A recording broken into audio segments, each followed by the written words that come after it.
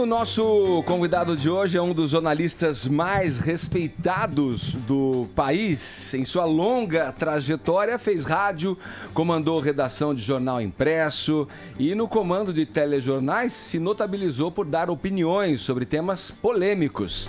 Boris Casoy, primeiramente, seja muito bem-vindo aqui ao nosso Morning Show. Bom dia, ouvintes. Bom dia, Edgar. Bom dia, pessoal. Grande prazer em estar aqui. Eu sou ouvinte do programa. Que honra. Me vejo numa situação muito gostosa aqui junto a vocês. Que honra. E junto ao pessoal que está... Onde é que está a câmera? Temos aqui duas ali em cima. O pessoal que está assistindo pelo computador. Bom dia para todo mundo. Você vê que fala, você já para tudo, né? A voz já parece vem... que nem é com a gente, né? Bom, que voz, já foi a voz. Já foi a voz. Bom, como eu disse, uma honra receber você aqui para conversar nesse nosso bate-papo matinal aqui, Boris. Nesse começo aqui de conversa, eu quero lembrar dois bordões aqui seus que você, né, ao longo da sua carreira utiliza. O primeiro é o "Isso é uma vergonha" e o "É preciso passar o Brasil a limpo". Duas perguntas numa só aí que eu já te faço de cara. Qual é a maior vergonha para você hoje na política nacional? E a segunda é, você acha que ao fim e ao cabo a Lava Jato terá passado de fato o país a limpo? Edgar, eu não vou responder a primeira porque é uma pergunta que demandaria horas e horas para responder qual é a maior vergonha do Brasil. Temos várias vergonhas, mas o Brasil é um país que não é uma vergonha em si, é um país enorme, com um mercado muito grande, com recursos naturais, com uma população sem problemas raciais graves, quer dizer, uma população uniforme sob o aspecto racial, sem brigas internas por causa de questão étnica. Quer dizer, o país tem tudo para ser um país bom para viver. E nós estamos sendo estragados, nós estamos sendo prejudicados por políticos ladrões e irresponsáveis. Então, essa pergunta está respondida, quer dizer, são milhares e milhares de vergonhas que dão para encher um livro, mas o Brasil não é uma vergonha. A gente tem mania de criticar o Brasil. É um grande país, recebe muito bem os imigrantes. As pessoas olham com o Brasil. Neste momento estamos atravessando um período difícil. Vai ser 5 linhas na história. Não sei se nós vamos ver. Segundo o bordão, é preciso passar o Brasil a limpo. Eu acho que o Brasil está sendo passado a limpo. Eu tenho muita esperança que curva para cá, curva para lá, buraco no meio do caminho, o país vai sair com... Vai passar por uma asepsia. Vai passar por uma asepsia, nós vamos ter... eu tenho esperanças. Se bem que, Edgar, há uma guerrilha contra a Lava Jato. Há uma guerrilha contra a Lava Jato. A situação do país é muito delicada politicamente, mas eu acho que a gente acaba ultrapassando tudo isso. Eu tenho esperanças, espero. Né? Brasileiro, profissão é esperança, mas sinceramente eu espero. Não, eu ouvi tua análise logo de cara, você com uma vivência tão grande dentro do jornalismo, sempre olhando os fatos de perto, Boris, pra gente é um privilégio. Agora, seguindo aqui, já engatando uma segunda marcha na nossa conversa, sobre esse impacto aí das investigações que estão em curso, você falou da Lava Jato, tal, as eleições para 2018, por exemplo. Estão tão certas como 2 e 2 são 5, na tua opinião? Olha, o que você vislumbra para 2018, Boris? Eu vislumbro que nós teremos eleições, sou contra as eleições diretas já. Eu não vou dizer que é um golpe, mas é um golpinho. Você pode modificar a Constituição e fazer a eleição já. Mas realmente eu acho que nós temos que seguir a Constituição. A Constituição tem que ser... Temos uma lei, ela tem que ser executada, uma lei maior, ela tem que ser executada e nós vamos ter eleições, espero que absolutamente normais em 2018. Eu não consigo prever nem quais serão os candidatos, mas eu acho que nós devemos ter e lutar por eleições, por uma normalidade democrática. a renúncia ou a cassação do presidente são coisas previstas pela Constituição e basta aplicá-las. Basta aplicar a lei, nesse caso, nessa crise, que nós vamos resolver a crise. O Boris, o seu companheiro de longa data, Augusto Nunes, integrante aqui dessa bancada, não pôde, infelizmente, estar hoje aqui com a gente, mas mandou uma perguntinha para você aqui, eu vou soltar aí e você responde. Durante 11 dias, os militantes do movimento... Opa, peraí que não é essa, desculpa, eu mandei... Errou! Ótimo! Acontece até na BBC de Londres. Tá aqui, ó. Eu queria saber do meu velho amigo Boris Casoy o seguinte... você está com os 80%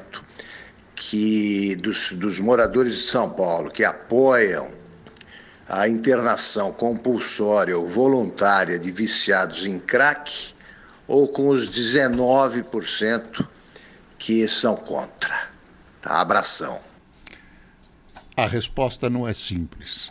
Eu sou a favor da internação compulsória com todos os cuidados que devem ser tomados. Se não, Edgar, amanhã você briga na sua casa e o seu pai e a sua mãe internam você. Dizem, olha, o Edgar enlouqueceu, ele resolveu trabalhar em rádio. Ele acredita que ainda está na MTV. Motivo para ser analisado, não é? Você é jornalista. Olha, se eles não tentaram isso com 17 anos, quando eu comecei na profissão, agora acho que não... Vamos interná-lo compulsoriamente, quer dizer, precisa tomar cuidado com essa generalização.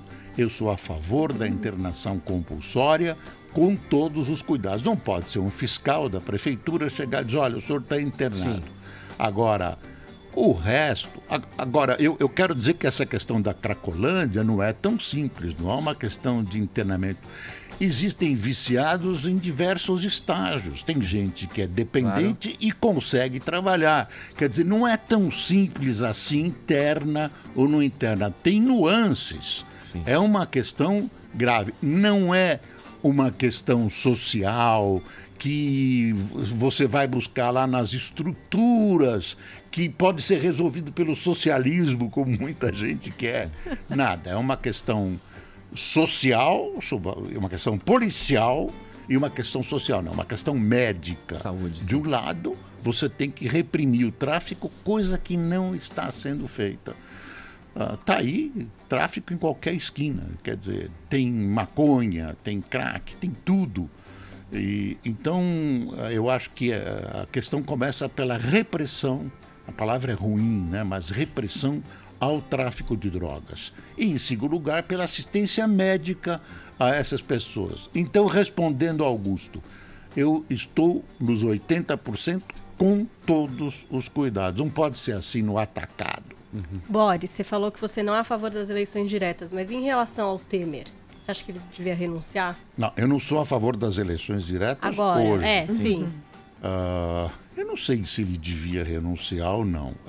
Se eu fosse ele, eu renunciaria. Eu, Boris Casoy. Eu não sou político. Ele é político.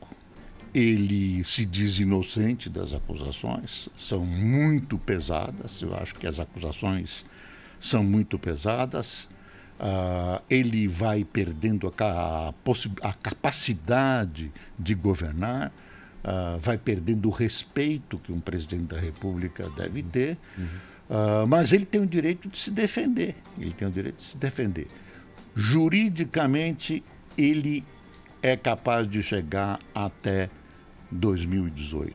Sob o aspecto moral e político, é difícil, ele está enrascado. Dentro disso, Boris, eu queria te perguntar o seguinte, porque muita gente vê também, se o Temer sai nesse momento, né, pode ser uma sangria e um sofrimento ainda maior para o país que já está em sangria e sofrimento desatinado há um bom tempo. É algo que pode ser ruim para a economia, muita gente levanta, né? Pode prejudicar a votação das reformas. Neste momento, você se posiciona de que maneira? Você acha que vale a pena a gente sangrar até o fim para fazer uma espécie de expurgo de passar limpo realmente tudo que a gente tem que passar? Ou não? Quem sabe a gente mantém ele lá até 2018, em nome de reformas, de coisas que são mais importantes. Vamos engolir alguns sapos e deixamos as coisas mais ou menos assim até 2018, lá a gente resolve. Como é que você vê esse cenário agora? Eu acho que os sapos são muito grandes. Sapo boi, né? Não dá para engolir, né? Não dá para engolir. Eu acho que a gente tem que aplicar a lei. Essas considerações têm sido feitas, que você fez, que você colocou, têm sido feitas por pessoas muito respeitáveis, que temem que o país possa desandar mais ainda. Na minha opinião, essa asepsia é necessária, é o preço que o país precisa pagar por um recomeço depois de uma asepsia, depois de ser passado a limpo, como diz aquele jornalista. Tem que ser passado a limpo. É o momento. Você não pode tolerar determinadas coisas. E eu volto a dizer que é preciso aplicar a lei e a Constituição.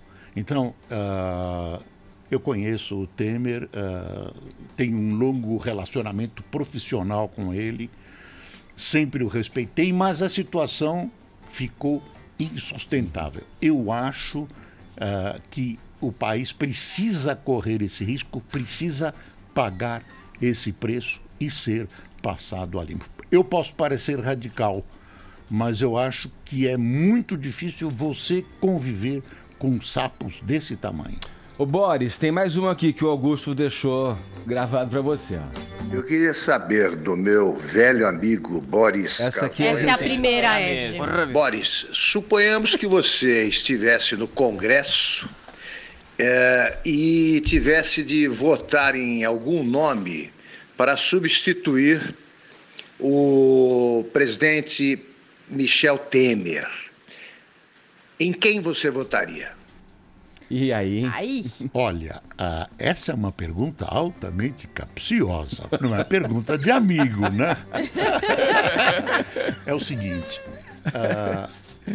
uma das questões que segura o presidente Temer, ou que seguram o presidente Temer, é a falta de opção para alguém no Congresso que possa assumir a presidência da República. Inclusive, tem gente que acha que o Congresso não tem credibilidade para eleger. Os que defendem as eleições diretas, né? Os oposicionistas. Não, mas tem gente que não defende as eleições diretas e sabe que o Congresso está contaminado. Mas é o Congresso que nós temos. Eu votaria em branco. Esse seria o direito de votar em branco. Pode apertar um botão lá, eu posso me ausentar do voto, mas não dá para escolher. Eu não tenho preferências, eu não sou deputado e não vejo nomes no horizonte. Se houvesse um nome muito bom no horizonte, dentro ou fora do Congresso, já teriam resolvido o problema do Temer. Eu acho que uma das coisas que segura o Temer é essa inexistência de um nome que possa assumir tranquilamente e que possa resolver o problema. Nomes tem, mas tem óbices de um lado, brigas do outro. Ô Boris, Vini, vai, fala. Eu queria saber o seguinte, Boris, você faz um jornalismo e já de algum tempo, que é um jornalismo opinativo, né? Que agora está muito na moda o jornalismo opinativo, todos os jornais estão investindo, menos no SBT, né? Porque o Silvio Santos não está deixando mais. Agora eu quero saber o seguinte, com as redes sociais hoje, em que uma opinião, uma simples opinião, vira uma tempestade. Como que você lida com isso? Você acompanha as redes sociais? O jornalismo tem mudado por causa disso? É preciso pensar um pouco mais antes de dar uma opinião? Queria saber a sua opinião sobre isso. E aproveitando o impacto que isso tem, na tua opinião, se tem no jornalismo, Boris? Não tem impacto no mundo. Está mudando o jornalismo, está mudando a política. Eu não sei qual será o final dessa linha, né? Qual será o final, até onde isso vai influir, mas está mudando os destinos do mundo. Você não pode fazer consideração nenhuma hoje sobre política, sobre economia, sobre tendências de uma população, sem olhar as redes sociais. Claro que eu presto atenção nas redes sociais. Tem muita bobagem também, mas você afere tendências. Tem muita malandragem, tem muita coisa automática sendo veiculada, tem fake news, notícias falsas, quer dizer, mas o fato é o seguinte, eu acho que a internet veio para ficar, eu acho que o poder vai tentar controlar a internet e vai se chegar ao meio termo. A primeira-ministra inglesa ontem fez uma imprecação contra a liberdade da internet. Então, eu acho que vai se chegar ao meio termo. Eu acho também que você tem que, de alguma maneira, responsabilizar os irresponsáveis que usam a internet para enxovalhar a honra alheia. Eu acho que isso precisa ser cuidado. Agora, a internet está mudando o mundo. E o jornalismo tem que olhar para isso com muita atenção. Eu olho com atenção. Você já pensou antes de dar uma opinião, assim, por causa das redes sociais? Aí não. Eu não nem penso para dar opinião, quanto mais nas redes sociais. Ô, Boris, quem trabalha com opinião, trabalha sobre um terreno pantanoso. Você já sofreu alguma censura no trabalho? Vem cá, eu tenho 60 anos. Eu fui editor-chefe da Folha no tempo do regime militar. Claro que tinha censura, mas no meu trabalho diretamente, na minha informação, depois da volta ao regime democrático, não. O que acontece é que você vai conversar com alguém, um colega teu ou um superior seu, para aferir algumas coisas extremamente delicadas. Por exemplo, na Folha de São Paulo, quando eu dirigia a Folha de São Paulo, era um momento do regime militar e um momento econômico delicado. Quando tinha um fato muito grave, eu ia à sala do Frias, Otávio Frias de Oliveira, pai do Otavinho Frias, me trancava com ele e a gente analisava, perscrutava, farejava o ambiente. O jornal podia ser fechado, podia ser suspenso, e a gente tomava um rumo. Então você toma determinados cuidados. Eu evito fazer ofensas pessoais. Eu acho que as ofensas pessoais não cabem no jornalismo. Tem gente que faz jornalismo com ofensas pessoais. Eu prefiro não fazer. Às vezes é capaz até de acontecer.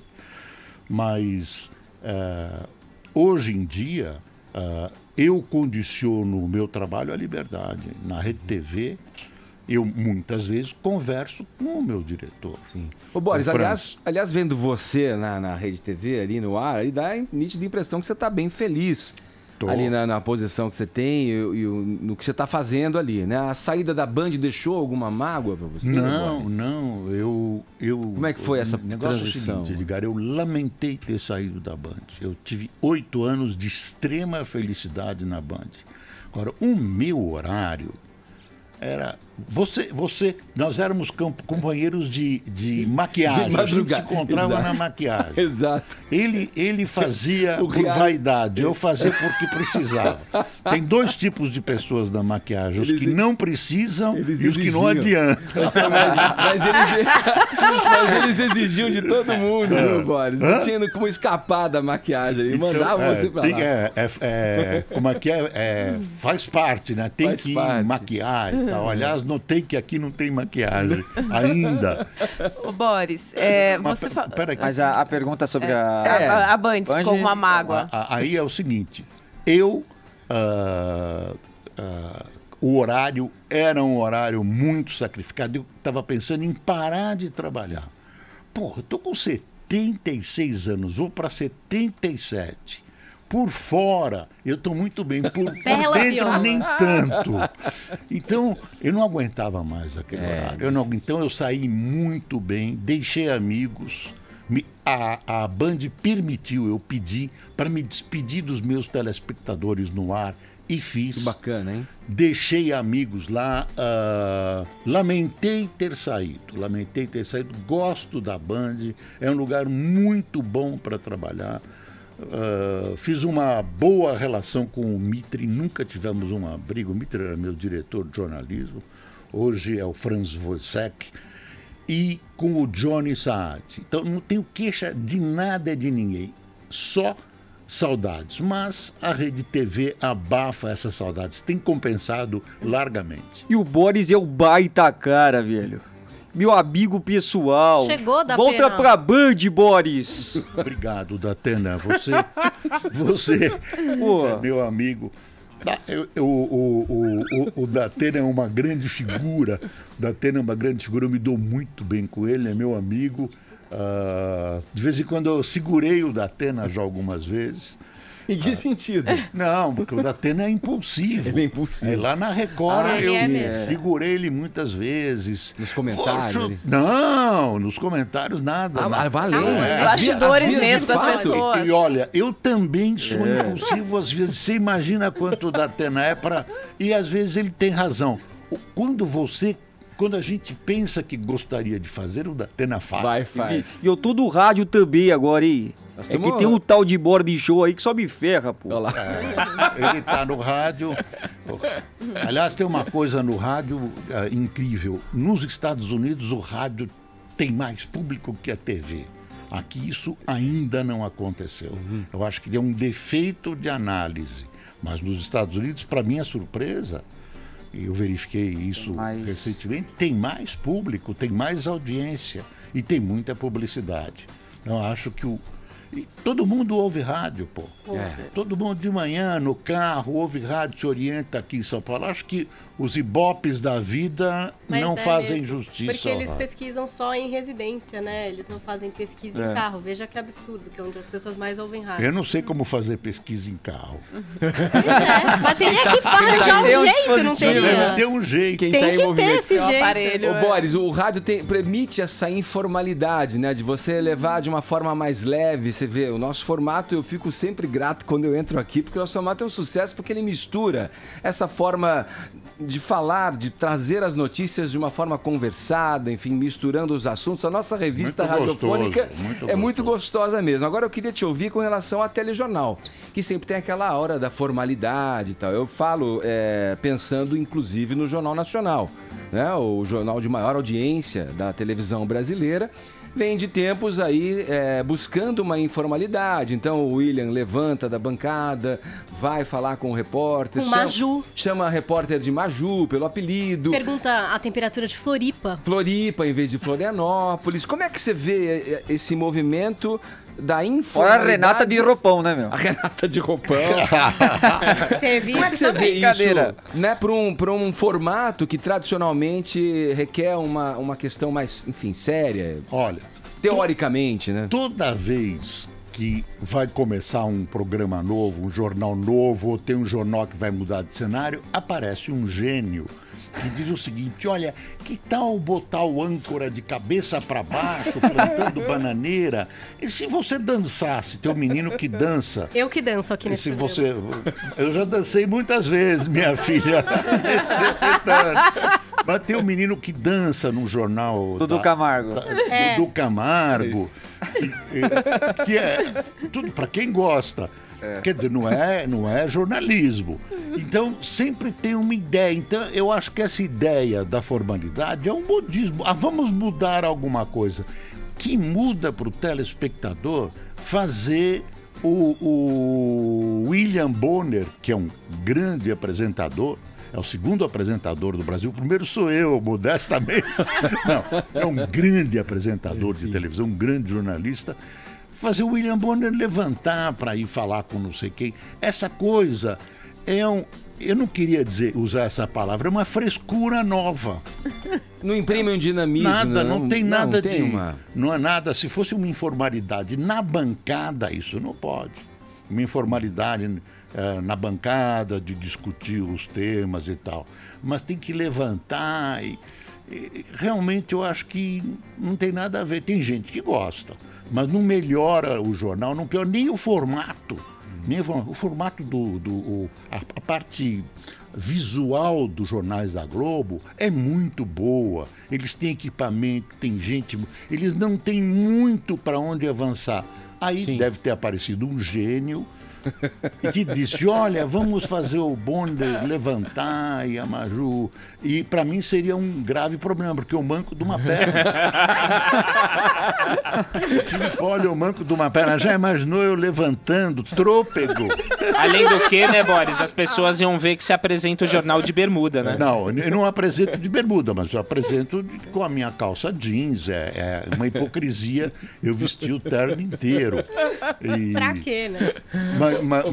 Mas outro dia essa coisa da paralisia infantil é divertida, porque eu parei numa vaga de manquinho, que eu chamo num supermercado, e o cara veio me perguntar e eu falei, quer ver? E levantei e mostrei a minha operação de 45 pontos para ele. O cara quase caiu de costas. Não, pode ficar, doutor, pode ficar. Boris Casoy com a gente aqui no Morning Show, nos dando a honra e a alegria de ouvir essas histórias, ouvir as suas opiniões. Boris continua com a gente, não saia daí, 11 horas 2 minutos, horário de Brasília.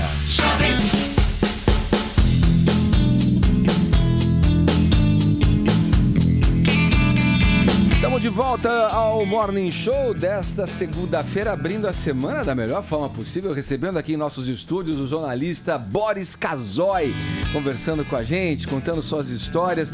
Ô Boris, você falou há pouco aí, né, de que não emite uma opinião que possa agredir, mas eventualmente agride, pode, né, eu evito. deixar alguém, enfim, descontente e tal. Tem muita guerra entre próprios jornalistas, né, que têm opiniões, né, diferentes aí, que acabam se digladiando aí através de suas mídias, através das suas colunas, enfim. Como você vê o jornalismo de uma maneira geral? A gente está evoluindo? Isso pode ser um sinal de uma liberdade, de uma evolução para você? Ou, ao contrário, estamos regredindo? Tem jornalismo e jornalismo. Eu estou falando da grande imprensa. Eu acho que a grande imprensa brasileira é comparável a qualquer imprensa no mundo. Rádio e TV também, eu estou incluindo rádio e TV. Vejo essa pluralidade com satisfação. Eu acho que deve haver pluralidade. Muitas vezes sou contestado dentro do jornal que eu apresento. Sim. Eu fico feliz. Por quê? Porque eu acho que essa pluralidade força ao exercício da cidadania. Obriga quem está ouvindo a pensar, a raciocinar, a fazer uma ginástica política mental. Então, eu acho positivo, eu gosto da nossa imprensa, eu comparo sempre, a imprensa brasileira é boa. Essa história de achar que a imprensa brasileira... Alguns apoiam determinadas... O que é normal, isso não é visto como muito normal no Brasil, mas é normal apoiar determinados governos, fazer oposição, é normal. E eu acho que essa coisa da neutralidade que se exige no Brasil... Você tem que ter neutralidade no noticiário e não na opinião. Mas essa diversidade é muito boa. Eu participei, eu contribuí na Folha quando a gente inaugurou a página 3. A página 3 foi inaugurada por decisão do Velho Frias, por ideia do Cláudio Abramo, de colocar opiniões diferentes, e era um momento muito difícil. Eu acho que nós contribuímos para a abertura. Então, nós colocamos o Luiz Carlos Prestes, o Brizola era quase uma palavra proibida. Fernando Henrique era uma palavra proibida. Então, a Folha avançou muito com isso.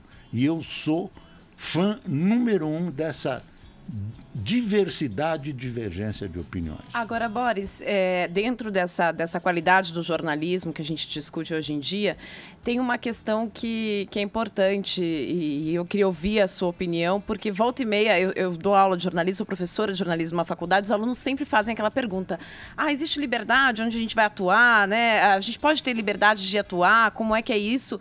E eu brinco com eles, sempre dou a seguinte resposta, digo, olha, não sejam ingênuos, a gente em qualquer lugar sempre serve a algum senhor, se for na Record diretamente a ele, mas a gente sempre serve a algum senhor aí quando trabalha em algum veículo. No sentido de que a gente sabe que existem interesses, sejam eles de audiência, né? Tudo isso é cobrado da gente enquanto jornalista.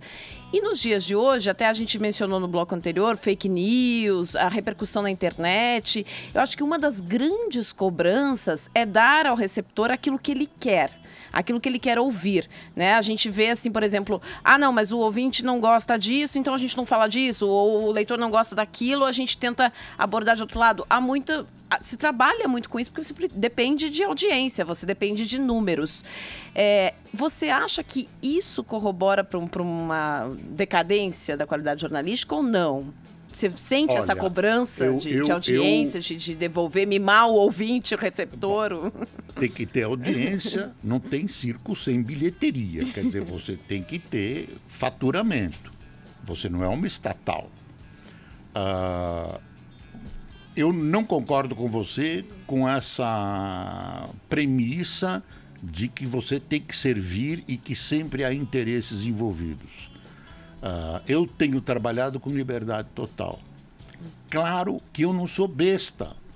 Está acontecendo uma briga entre a minha emissora e outra emissora, eu vou devagar.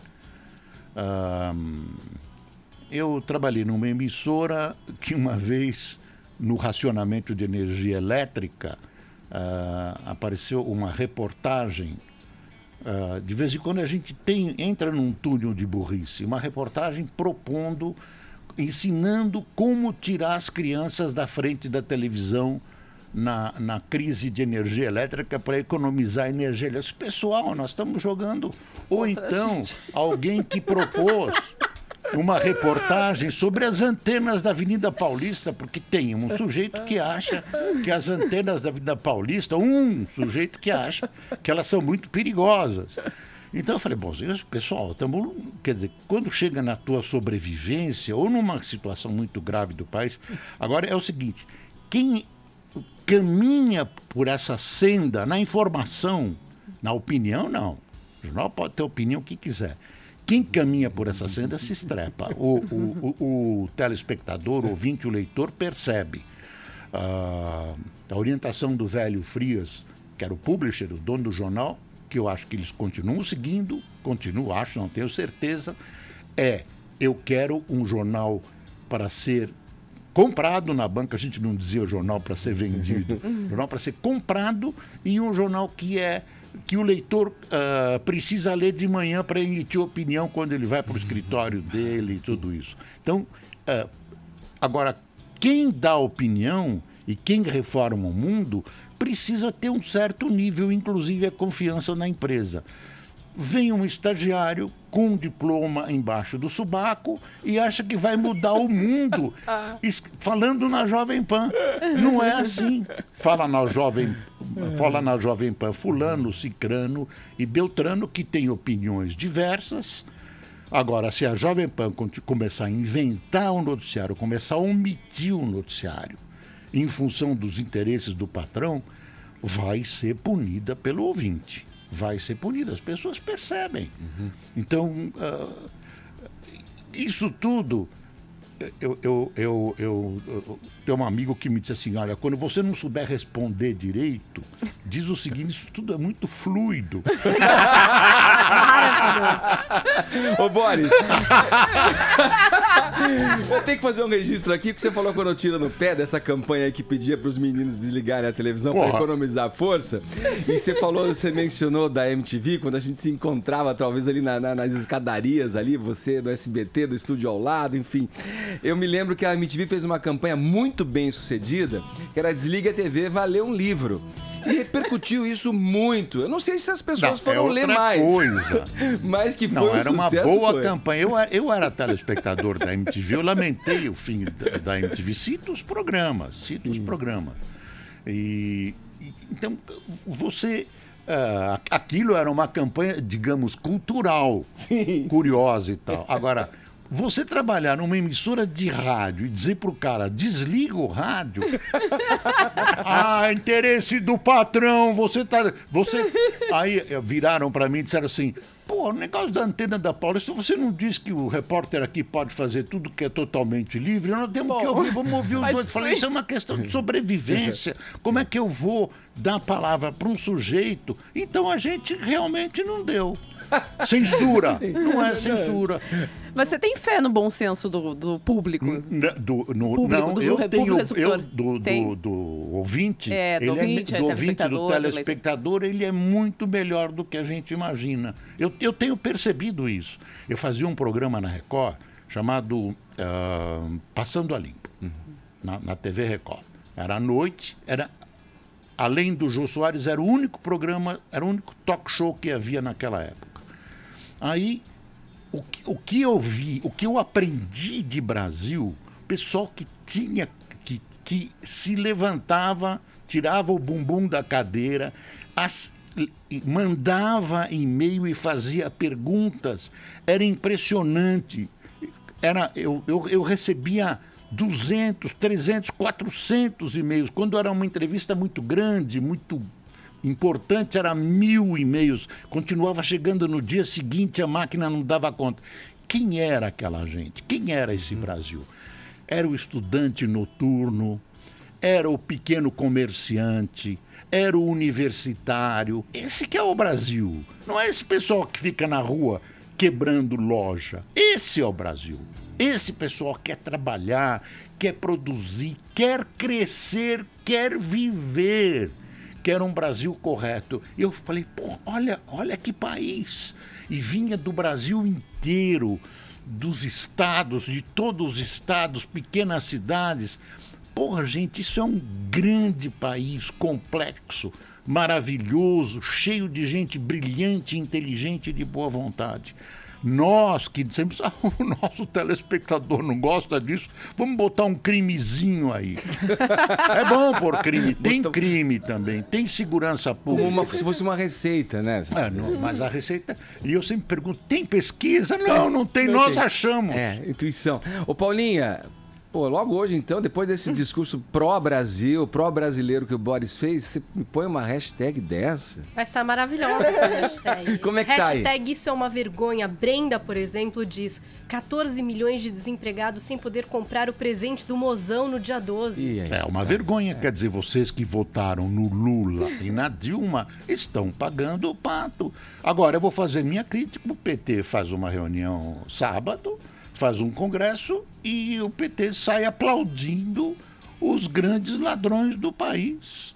Eles jogaram o país numa situação gravíssima, não só sob o aspecto de corrupção, mas principalmente de incompetência. Nós somos grandes vítimas da incompetência dos governos Lula e Dilma. E conduziram uma ré na Lava Jato à presidência do partido, né? A Gleisi Hoffmann agora é a presidente do Partido dos Trabalhadores. Foi nosso retorno? Foi só... Não, só o retorno. Não, podem voltou. seguir. Então vamos lá. Você quer ler mais alguma hashtag aí, Paulinha? Tem umas mais informais, tipo, quando eu vou pegar o pote de sorvete, tem feijão dentro. Felipe de Oliveira indignado com a hashtag isso é uma vergonha. E vocês podem, por favor, continuar. Temos até o fim do programa para subir nesses assuntos comentados do Brasil. Ainda não estamos entre os 10 mais, queridos. Então, se não formos, não tem que remar, tem que remar. E aqui pelo WhatsApp também, Boris, a gente convidou a nossa audiência a relatar alguma vergonha, algum motivo que envergonha o nosso ouvinte. Eu vim no caminho ouvindo. E as pessoas atenderam. Olha aqui, vamos ver o que eles estão dizendo. Bom dia, Maurício Vilela de São Paulo. Vergonha é esse time do Palmeiras aí, né? Que tem o valor dos juros da Crefisa, mas não mostra profissionalismo nenhum, né? É estuprado em praça pública em vários lugares e essa qualidade aí tá mais para mercenário que para profissional, né? Isso realmente é uma vergonha. Bom dia, Ed. Bom dia, pessoal do Morning Show. Aqui é a Júlia de São Paulo. O que me faz soltar o bordão, isso é uma vergonha, é quando eu abro minha carteira ou quando eu olho o extrato no banco. Isso é realmente uma vergonha. Bom dia, Morning Show. Aqui é a Amanda de Pernambuco. E o que eu acho vergonhoso nesse país é a desvalorização de um professor. Aquele que é a base para todas as profissões, o mais importante. E não há aquele reconhecimento. É salários baixos, locais de trabalho inóspitos, falta de respeito até mesmo com o professor. Isso é uma vergonha. Ô, Boris. De time de futebol há questões mais... Eu sou palmeirense, não é tão grave assim. É isso que eu ia perguntar sobre o Palmeiras. Tá uma vergonha mesmo, Tão Boris? grave assim. Você sabe que eu trabalhei na Jovem Pan, transmiti futebol aqui. Sério? Transmiti futebol aqui... por pouco tempo, eu tinha 19 anos, transmiti futebol, boxe, luta livre, ping-pong e tal. Comecei com esporte. Depois fui falar doce na Rádio Eldorado, mas o meu início de vida foi em rádio. Comecei com 16 anos numa rádio que não tem mais, a Rádio Piratininga. Na Eldorado, eu fiz durante muitos anos o horário noturno. Música norte-americana pela Eldorado. Olha aí sim, hein? Então, fazia voz doce e tal. Mas futebol, ainda sei as escalações do Palmeiras de 1950. E da época que eu transmitia, sei de cor. Ainda mais, esse nosso ouvinte foi muito duro. Muito duro. Deve ser corintiano. Ô Boris, vou rodar um trecho de um vídeo aqui, um material do Pânico aqui da casa, né? O Pânico na TV, na verdade, que é sensacional. É um vídeo onde você aparece ali ao lado do Carioca. Você deve se lembrar disso. Imagine se lembra. Solta aí, Bruno.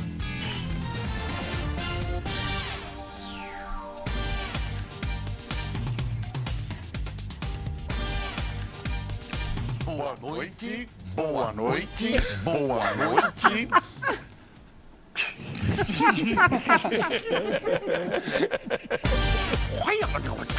Buenas noches, boa noite. Com turbante, um chapéu de mexicano, com a toga do ministro do Supremo. O que é isso? O negócio é o seguinte, todo mundo dizia, essas críticas de TV, o Boris odiou. Tá bravo. Não, tá muito bravo. Que nada. Primeiro, eu não sou bobo, foi o meu melhor marketing da minha vida. Claro. E depois foi muito divertido, eu achava divertidíssimo. Ainda quando eu vou andando, o pessoal não faz de frente. Eu passo num shopping, aí passa boa noite.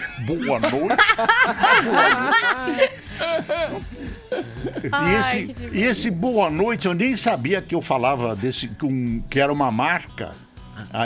Um americano que me falou: eu vou ensinar você como você deve apresentar o jornal. Você abre a porta da casa, do sala das pessoas, as pessoas estão sentadas, e você vira e cumprimenta as pessoas. Então, quando eu vou começar o jornal, eu abro a porta e digo, boa noite. É esse o boa noite. Aí ele pegou, olha lá o... Nossa. Aí já é o Eduardo, né? O Eduardo e o Carioca, eu acho que o Carioca devia voltar a fazer o Boris. De vez em quando ele faz. E o Fernando Mitre, o jornal da cidade dele colocou uma fotografia do Fernando Litre, que o imita, é Oliveira a cidade dele. Colocou o Fernando Litre. E colocou uma foto do Fernando Litre dizendo que era nosso confrade e tal. Ele ficou. Ele disse que não se chateou, mas se chateou. Eu adorei. Eu acho que esse Boris é melhor que eu. Ô Boris, tem uma pessoa aqui que sempre que temos convidados ilustres aqui no programa, ela entra aí, quer entrevistar também, quer fazer um jogo rápido aí com você. Por favor. Bate-bola, jogo rápido com Boris Casoy. Boris, seguinte, quando eu estou deprimido, eu fico deprimido. Não, eu fico quando eu estou deprimido. Não, eu não fico deprimido. Vou dizer uma palavra e você completa. Fora... Eu não vou dizer fora Temer, né, querido? Fora a inflação. Quem é o jornalista mais mala ou mau caráter do Brasil? Eu não vou falar. Eu sei, mas não posso dizer. A primeira letra. A emissora. Nem a primeira letra, nem a emissora, nem nada. Eu sou louco, mas eu tenho um limite. O colega famoso mais legal com quem eu já trabalhei é? Eu mesmo. Que droga você jamais provou ou provaria? Maconha, cocaína ou sertanejo universitário? Bom, eu não faço essa comparação, querido. Sertanejo universitário tem muita gente que gosta e eu te confesso que eu me espanto às vezes ouvindo, não é? Entendeu? Eu acho que música é música, cada um com o seu gosto. O Morning Show é o melhor programa de rádio de todos os tempos, porque o pessoal é humilde e... Pô, mas cada pergunta... É humilde e nervoso. Boa, Boris. Vem cá, as pessoas respondem, não respondem. Não, é difícil. Não é fácil. As perguntas são muito complicadas. A intenção é meio que essa, Boris. Devo confessar. Eu tive uma fase de imitação na minha vida, mas a Marília e a Gabriela não cheguei. Imita alguma coisa aí, Boris. Quem que você imita? Eu imitei pra você, mas você pegou, né? É. Eu sei. Agora, as pessoas que eu imito estão muito velhas, estão morrendo. Então, imitava bem o Paulo Maluf. Boris, querido, como vai você? Olha. Lembranças e no telefone, isso pega muito bem, Edgar. Olha. Funciona. Agora eu queria aprender a assinatura do seu Paulo Maluf, que vale mais do que a voz. Eu imitava o Jânio. A brincadeira minha não é quando eu imito a pessoa e eu sempre me identifico. É quando liga o próprio e a pessoa pensa que sou eu. É muito deve ser. E as pessoas me contam, olha, puta, eu passei mal. Mas como é que seria o Jânio? Vai, mesmo que muitos ouvintes jovens não tenham, né? Não, ô Jânio, eu perdi um pouco porque eu ouvia muito, ô Jânio. Boris, o governador sentou-se aos meus pés, num banquinho na minha bergère, e contemplou-me como se eu fosse Alá. O governador está pálido, não? Dizem que ele tem AIDS, é verdade. Ô, Boris, imita o Lula aí pra gente. Ah, não consigo. O Lula eu não sei imitar. Lula, Pelé, esses aí todo mundo imita. Silvio Santos. Não Silvio Santos. É bobagem, tem que aprender a assinatura desse pessoal. Tem que aprender a assinar. Boa. Boris, eu queria te agradecer. Já! Você vê como passa rápido aqui, Boris? Hein? É. Emocionante, Paulinho. Você ficou emocionado. Eu adorei. Principalmente que eu vi que o Boris põe a língua no nariz, eu também faço isso. Olha aí. Você Põe, consegue? quero ver. Você... Você baixa o nariz, eu ponho a língua, não. É raro. Eu e minha avó também. Nossa. Um beijo. Não, mas é raro. Ô, Boris. Que linguona, hein? Né? Linguaruda ela. E fala mais, dá spoiler, só dá spoiler aqui no programa. Adianta tudo que o cara não precisa nem mais ir no cinema. Não, na chuva, por exemplo, resolve o problema. Você faz uma língua. Ela não usa óculos, mas eu uso, é uma utilidade. Boris, obrigado, viu? Ouvintes, pessoal, muito honra. obrigado. A honra foi minha, uma satisfação de estar aqui. Quero voltar. Curti muito o programa, curti vocês, alguns eu não conhecia, estou conhecendo, uma simpatia. Recomendo aos ouvintes que continuem ouvindo esse programa, que não é uma vergonha. Obrigado, Boris. Tchau, tchau. Obrigadão. Um grande abraço. Boris Casoy, jornalista Boris Casoy, com a gente nessa manhã para abrir bem a semana. Fala a verdade.